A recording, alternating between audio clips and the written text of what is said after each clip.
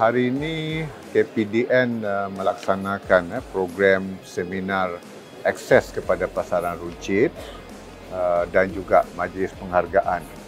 Tujuan program ini diadakan adalah untuk kita membimbing dan melaksanakan padanan perniagaan kepada usahawan-usahawan PMKS kita yang mempunyai produk-produk tempatan bagi membantu mereka menembusi pasaran peruncitan.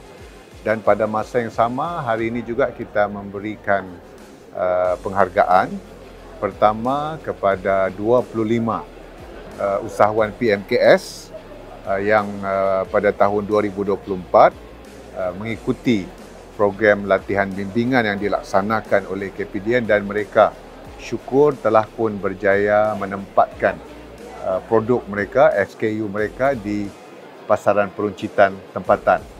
Dan kita juga memberikan pengiktirafan dan penghargaan kepada 10 retail players sektor peruncitan yang telah memberikan kerjasama rapat kepada KPDN untuk kita menggerakkan program ini.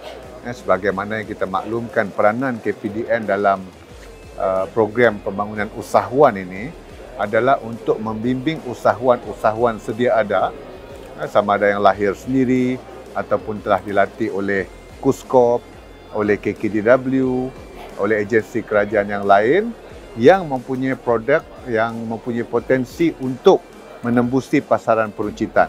Kerana KPDN merupakan kementerian yang peneraju dalam kawal selia sektor perdagangan pengedaran.